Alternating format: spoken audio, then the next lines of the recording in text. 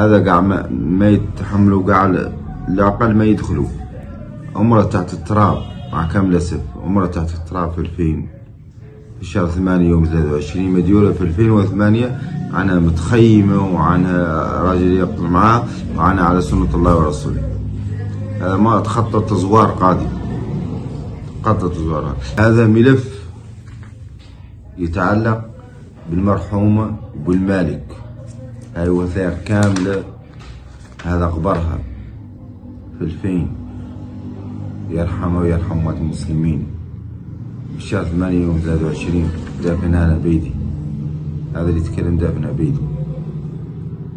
هاي المرأة اللي عاد في 2008 حية ومتخيمة وفي الدار مع رجل. هذا ملف التزوار وعقد البيع كامل، هون وثائق كاملة مزورة كاملة من الأول إلى التالي، ودلتها كاملة هم اللي موجودة هون كاملة. اللي يقول عن نصها كان متخيم بذي المرأة. هاي المرأة الثانية صار متخيم شنية في 82، وهاي المرأة مطلقة في 82. قنانة من سيدي متحودي متعلبيبة بتوفي في 2000 في شهر 8 يوم 23، ومطلقة 1982 في شهر 9. هاي المرأة زرقية وفيها رقيبات وفيها أولاد لين. هو اليوم بدنا نتكلموا عن واقع عندنا عايشينه، ناس تجينا من برا وتستقل هذه الظروف السياسية وتستقل مولي باشخاص عندهم منتخبون وعندها ناس هنا في الإدارات، وتستقل غياب هاو الناس وتزور دي الوثائق ديال الديار.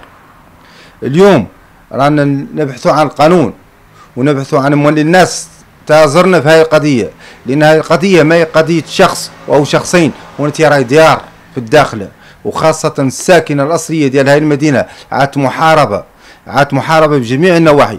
هون كتكلم وثائق، احنا ما كنتكلموا بالشفوي، كنتكلموا بوثائق. نبغوا نطلبوا من الوكيل الملك اليوم يحقق في هذه القضية، يحقق في قضية هذو الديار بوثائقهم، بشهود، بناس ساكنة. هاي الناس ما جات من أي مكان، هاي الناس كتكون كل دار. هاي الدار اللي نتكلم عنها فيها 16 فرد.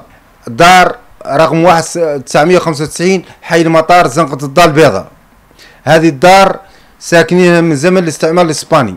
هذه الدار هاي السيدة مولات هاي الدار ميتة في 2000 مديورة في 2008، عنها متزوجة وعن زوجها يقطن معها. هون كاينة دلائل ديال الأشخاص اللي زوروا كاملين، والشخص اللي ربح في هذه القضية واللي زور واستفاد وشرى دار عن طريق التزوير. هذه الدار اليوم نطالبوا السيد الوكيل ملك عنه يحضر ذو الناس اللي باع واللي شرى، يعودوا حاضرين ينجابوا امام الوقت. يعني هون احنا ما قد جانا اشعار من المحكمه ولا جانا من اي اداره، ولا نعرفوا الاملاك المخزنيه، ولا نعرفوا التحفيظ، ولا نعرفوا اداره معينه. البوليس دخلناها على يد الدار ما عمرنا دخلناها، المحكمه دخلناها على يد الدار ما عمرنا دخلناها، الاملاك المخزنيه دخلناها على يد الدار ما عمرنا دخلناها، التحفيظ دخلناها على يد الدار ما عمرنا دخلناها. يعني هاي الادارات ما عمرنا دخلناهم، يعني هاي الادارات لا عندهم مقدمين ولا عندهم مقاطعات والى اخره. يعني حد شاري يجي لذيك الدار، يجي الناس المعنيه بالبيع، هاي ذاك بحال لا تبيع. هاي الدار مبيوعه باش يعني الضوء باسم هذا الشخص، الباب باسم هذا الشخص، الملكيه باسم هذا الشخص، شهاده الوفاه ديال هاي السيده عند هذا الشخص، لاكارت ديالها عند هذا الشخص، وثائق كامله كتكلم. وغنعطيك النسخ منهم كاملين الصحافه ونحترمك ويشرفنا عنك جيتنا تطلع على هذا الوضع ديال هاي الدار. هاي الدار راهي ديار هنا ديار في الداخله، نفس الوضع واقع لها الديار. يعني اليوم رانا نلود القانون، رانا مانا في قابه، رانا في دوله، رانا محترمين القانون. هون رانا نقدموا بهذا الاجنبي شكايه ديال الفرنسيه، قال ما بغينا يستقلها شخص ثاني ولا تستقلها اشخاص ثانيين. جينا للقانون، جينا للدوله، جينا الوكيل الملك. هون ما هو أن اللي مشى ما عنده حق الرجوع الى وطنه، ما عنده حق وطنه. لا جيب لي الدستور 4 ايمان، والله جيب لي كذا، والله اعطيني انا حقي في العيش الكريم، اعطيني حقي في العمل، اعطيني حقي في السكن. انا هاي الدار قابضها من زمن الاستعمار الاسباني، وزايد فيها، رغم أن راني شكايات قدمناها للبلدية، قدمناها للسكن والتعمير، قدمناها للتحفيظ، قدمناها للوالي في عيد المهاجر، قدمناها في المحكمة، قدمناها لمحكمة النقد في الرباط، صيفطناها للسفارات الفرنسية. في السفارات الفرنسية رغم أن عندنا حاملين جواز سفر أوروبي، عندنا نمشوا شهور أقرب سفارة وأقرب سفارة باش نسنوا فيها، باش نوقعوا فيها نتفوت 6 أشهر. يعني تركنا العمل، تركنا عملنا وتركنا مساينا وجينا نخدموا بجوج دراهم في مدينتنا، نخدموا باش لنا عندنا قضية المداولة، عندنا قضايا أخرى لا جينا مشينا يستقلنا أي إنسان في أي قضية.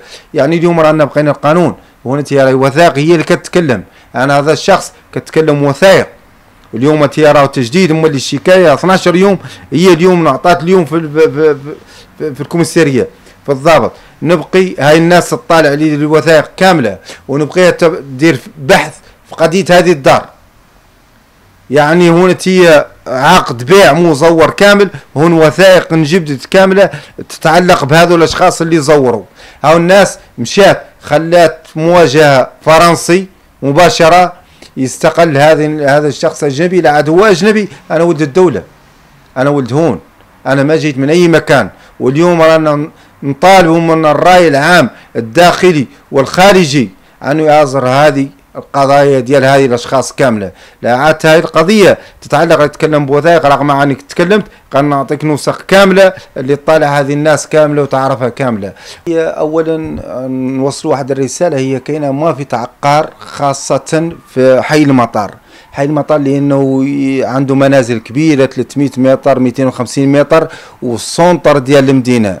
يعني عاد ناس ما يبين وجوهها قال تلود البحث الاستفاده من ذا حي المطار والمساهمه في ذا التزوير اللي واقع في حي المطار، لان كاين مشاكل بالجمله في هذا الحي. هذا الحي كتسكنوا ناس عائلات فقيره، الساكنه الاصليه ديال هذا الحي عائلات فقيره ما عندها امكانيات للتحفيظ، ما عندها امكانيات باش تبني هذا العقار، ما عندها امكانيات باش دير شي حاجه. لان هذا حي المطار زمن عام اول فجري جلس مع هذه الناس ديال هذا الحي وطلبت منه عن تندار حلول من الدولة والتحفيظ مكاين عن البنوك إلى آخره. قال كانت ناس داخلة من المنتخبون حاليا، ما نقول نعموا المنتخبون، قال كانوا منتخبون محليين كي يخدموا في هذا المجال مستفادين من هذه الناحية. واليوم نطالبوا من السلطة ونطالبوا من السلطة المحلية بالخصوص كون قضيتنا في المحكمة الابتدائية إلى آخره تفتح تحقيق كامل وشامل في هذه القضية. لان احنا رانا ما مشينا من اجل تحسين مستوانا الاقتصادي، وما جينا رجعنا من اجل عندنا حق الرجوع الى وطننا وادماجنا في وطننا. هذا حق مشروع، وهناك خطابات ساميه وتوصيات ملكيه قرب الاداره من المواطن، وهناك خطابات ساميه وتوصيات ملكيه للمهاجرين، وهذا حق مشروع ومن حقنا تتابع هذه القضيه. وشكرا.